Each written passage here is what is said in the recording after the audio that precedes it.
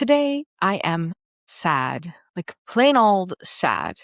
And this is because there's a pattern that I see in female entrepreneurs, and it's getting worse and worse. And it makes me sad. Not in a dramatic, like I'll be crying in my bed later on sad, but just it pains me to see it happen. I've been helping entrepreneurs to grow their businesses now for 13 years. And this is something that has always been there.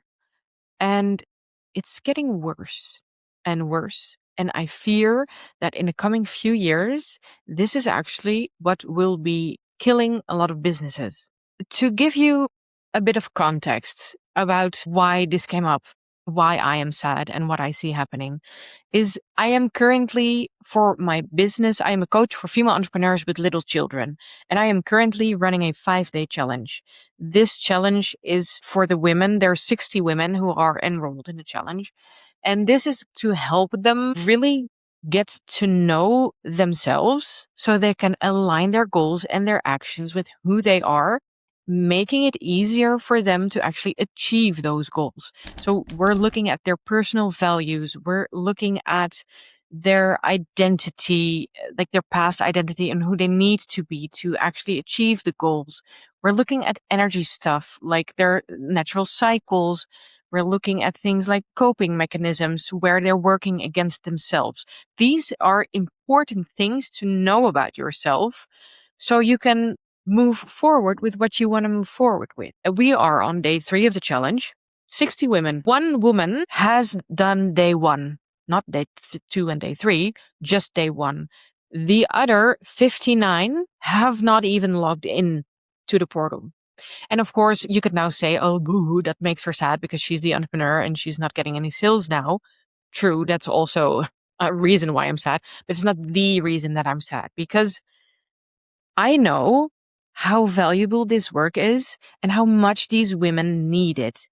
They are, as I said, they're female entrepreneurs with little children. So their natural state is that they're overwhelmed and they're trying to do all the things all at once. And they're mothering, they're building a business, they have a life, they like to be healthy and fit and eat healthy. They have partners that they want to be a nice wife to. And this is a group of women who have a lot going on. In fact, they have so much going on that they don't make time to do something like this challenge. I'm just giving my challenge as an example here because this is what I am seeing happening this week. This goes for all the freebies and all the stuff that is out there. We click, we opt in because we see something and we're like, oh my God, yes, I need that. This strategy is finally going to save me. This is going to save me so much time. This is finally going to help me achieve my goals. This is stopping me from having the guilt of having to juggle too much. And I want to work on my business, but I also want to be there with my kids. This is the thing that's going to help me. And then they don't show up. And I get it. Like that's the whole reason I'm also frustrated.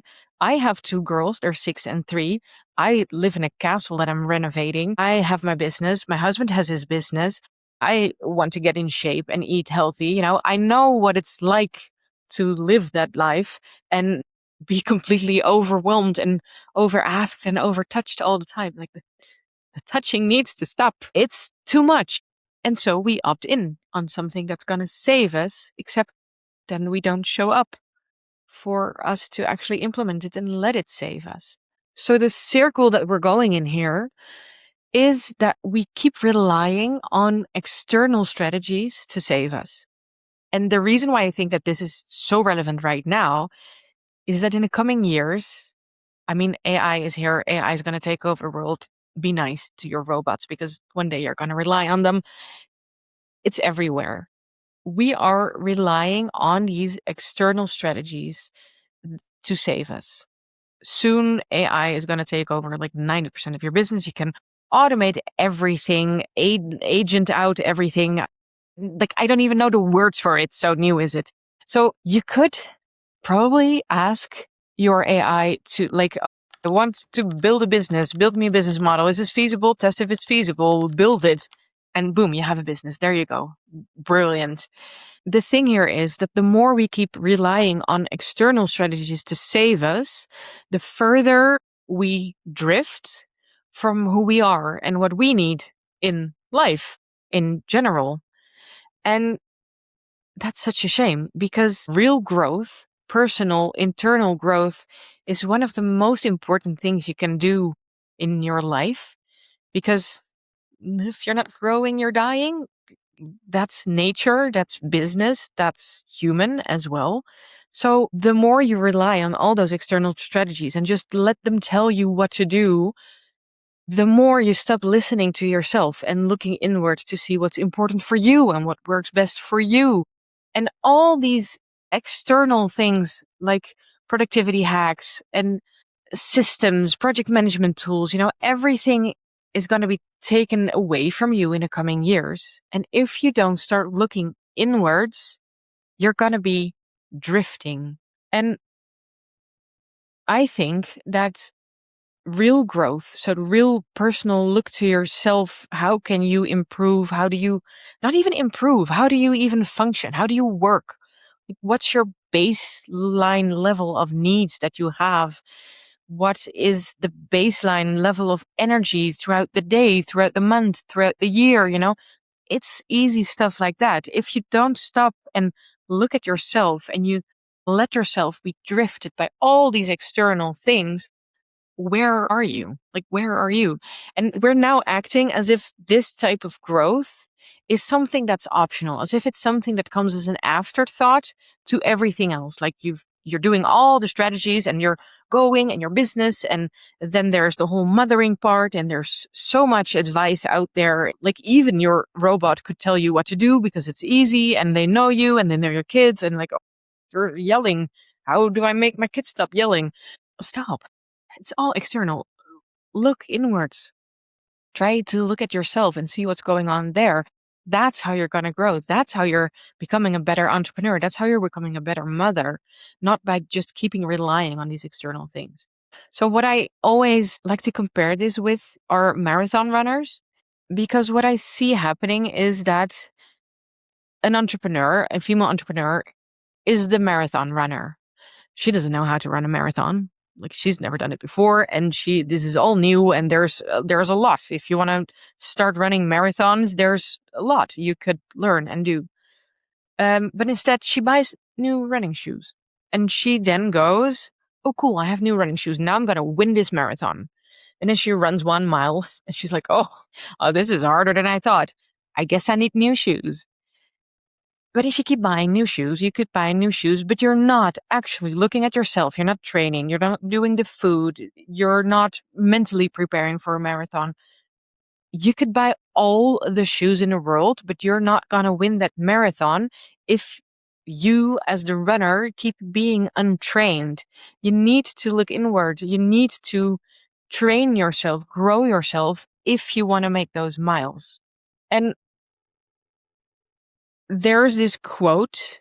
I think it's Warren Buffett. I think also a lot of people are saying it, and I think it's 100% true.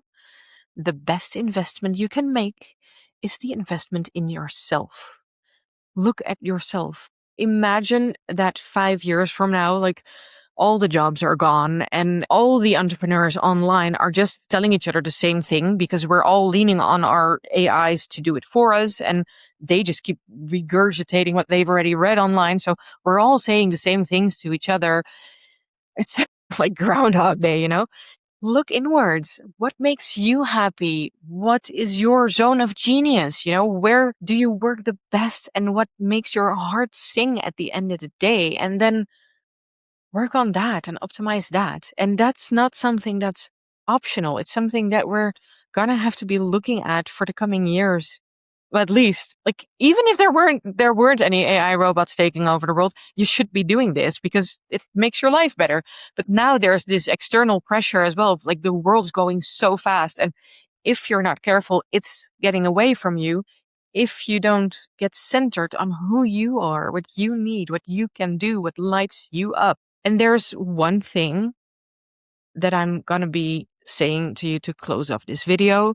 You can agree with it or not, but I think we always say that being an entrepreneur is like that's really looking into the mirror. Like, this will mirror right back at you where your weak spots are, but also like try to look at where your growth spots are. And then there's motherhood as well. That's also like one big fat mirror of what you're doing wrong and what you swore not to repeat to your kids, but you're yelling the same things at them that your mother yelled at you. Like, you're living in a world full of mirrors. And if you're not willing to look in them, if you're not willing to grow, then maybe this is not for you. Maybe you should not be an entrepreneur if you're not willing to actually look inward and grow, work on yourself.